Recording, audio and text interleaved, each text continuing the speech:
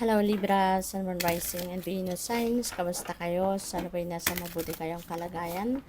Welcome back po sa Star Tarot. At kung bago kayo dito, welcome din po kayo. Please subscribe, like, share my videos, and leave me a comment po kung nakaresonate kayo. So, this is your situation. Wow, napakaganda naman ito Libra. This is your challenge. This is your advice. And this is your outcome. Wow. Maganda, Libra. And by the way, before I go on, I would like to say hi muna and shout out sa ating beloved channel member na si At Maria Yui 3981. Maraming salamat po for supporting my channel and salamat sa pagsisend ninyo po ng super thanks, ng donasyon. Maraming salamat and God bless you more. So napakaganda no, for you Libra. Swerte kayo sa ngayon. Ito yung inyong situation. So, ito yung paparating sa inyo, no? Swerte. This is good luck and good fortune on your side. Magkakaroon dito ng mga pagbabago, no, sa buhay ninyo, and this is pagbabago for the better. This is pagbabago towards improvement your situation. This is pagbabago towards pagiging maganda, mas maayos na kalagayan ninyo, no? Sa iba't ibang parte ng buhay ninyo. There will be siguro a lot of movement that's going to happen, pero nakakapagod man, pero this is going to be for your best interest, no? Kaya napakaganda. Magbabago siguro dito yung inyong trabaho, may pagbabago sa pamumuhay ninyo, magiging masagana kayo, magiging prosperous and abundant kayo. And yung challenge ninyo is the Two of Wands. Siguro malilito, no? Maaring maguguluhan kayo sa mga kailangan ninyong unahin, anong mga desisyon na may mga desisyon kayo kasi dito na gagawin no? At maaaring yun ang doon kayo mahihirapan, no, sa pagdedesisyon. Kaya po pwedeng malito. So in that case, you know, you just you just need siguro to step back muna kung ano man ang kinakagulo ng isip mo.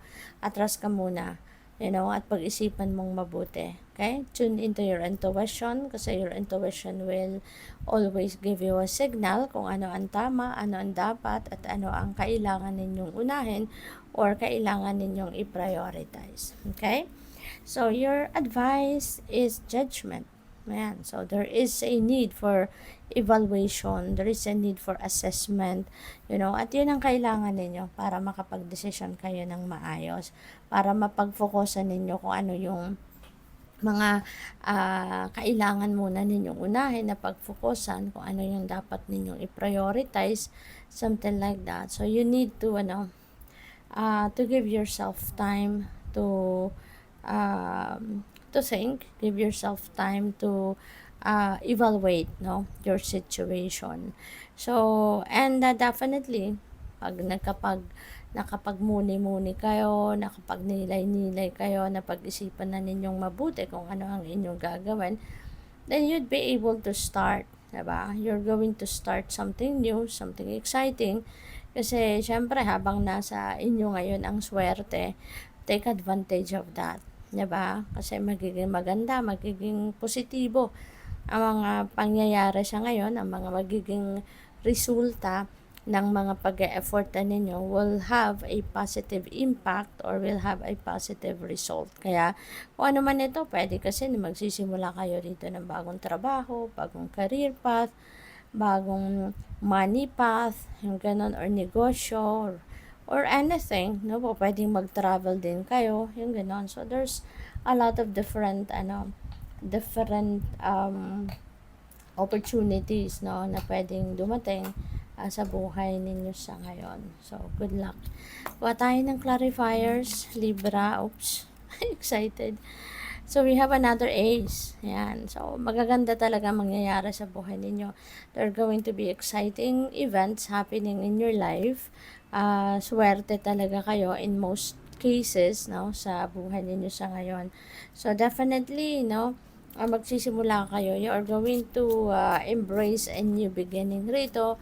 And since yung Wheel of Fortune is bringing forth changes, so iba't iba to, maraming pwedeng babaguhin ninyo sa inyong sitwasyon. Maaaring meron kayong mga changes that you are going to to start, no, sa ngayon. So what else? We have strength. Ayan, lakasan mo ang inyong loob. Tibayan mo ang inyong dibdib. Makakaya mo yan. Libra, huwag kang mapagod, no, sa pag-iisip, sa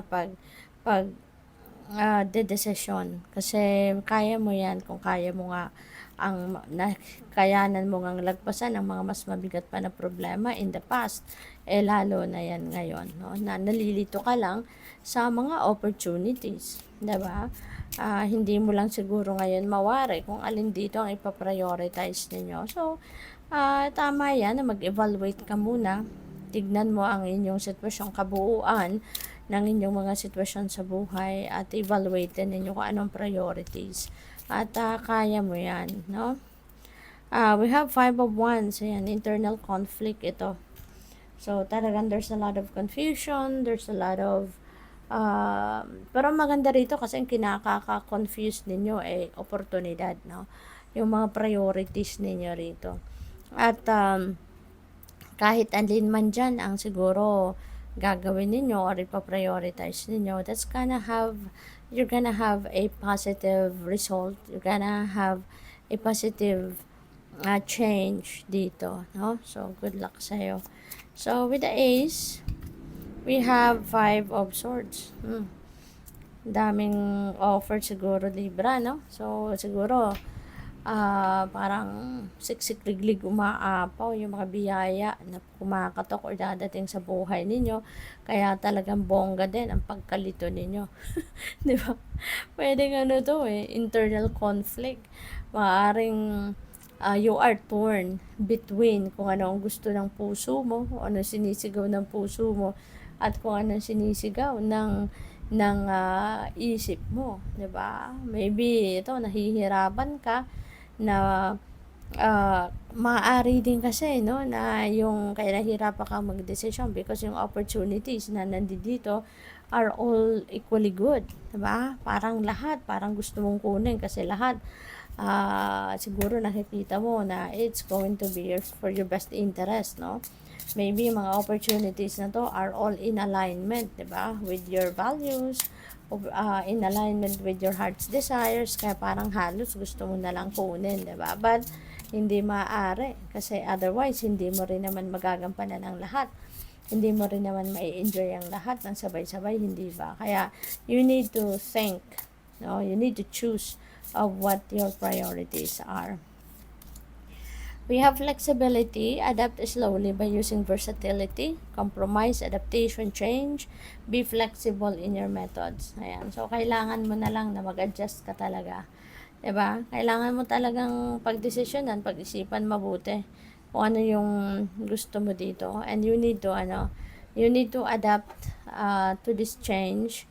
'Di ba? Kailangan mo lang na maging flexible ka din, maging adaptable ka, matuto kang mag-adjust sa mga bagong pangyayari, sa mga bagong sitwasyon sa buhay ninyo sa ngayon. Okay? Tignan natin kung ano pa ang mga mensahe para sa iyo. We have number 53, Magician in the Mirror. Ayan. So, the power is in your hands, no? Binibigyan ka ngayon ng extra spiritual power ng universe to manifest whatever it is that you want to manifest in your life. Binibigyan ka sa ngayon ng extra spiritual power to make things happen, diba? To make those to make your dreams or to make your goals, no, or ideas come to life, no? So good luck sa iyo diyan. Tignan natin na kung ano pa ang mga mensahe para sa iyo. Siguro talaga maraming opportunity ang kumakatok or kakatok sa inyo sa ngayon, 'di ba? Kaya talagang eto, kung ano man ngayon yung maisipan mo, o pwedeng you're going to take advantage of that, no? Right away. We have listen to your intuition. Makakatulong sa iyo yan. Maging magaan ang inyong pagdedesisyon if you are going to listen to your intuition. Kasi yung intuition ninyo is that is your intuition is divine guidance yan. No? Kaya kahit nalilito ka, kahit hindi mo malaman kung ano yung kukunin mo, ano yung gagawin mo, but if you are going to tune in and listen to your intuition, for sure, gagabayan ka nito sa tamang desisyon. It's going to lead you towards the right path. You have rest, slow down, you don't have to solve everything today. Okay? Huwag mong pilitin ng katawan mo, huwag mong pilitin ng sarili mo. If napapagod ka na, magpahinga ka, 'di ba? Kasi mas maganda magtrabaho or mas magandang mag-take action sa mga bagay-bagay if you are going to and if you are rested, if you are rested and if you are relaxed, 'di ba? Nakapag-ipon ka ng lakas, nakapag-ipon ka ng kalinawan, 'di ba, sa inyong isipan. So importante na nagpapahinga when you feel like you are tired, when you feel like you need to replenish, when you feel like you need to recharge, ibigay mo 'yan sa sarili mo kasi signal 'yan eh. Nagsisignal, 'di ba, ang katawan mo kung nangangailangan na ng pagpapahinga or pagtigil muna sa mga pinagkakaabalahan. Okay? Good luck. Thank you for watching. Love and light. Namaste.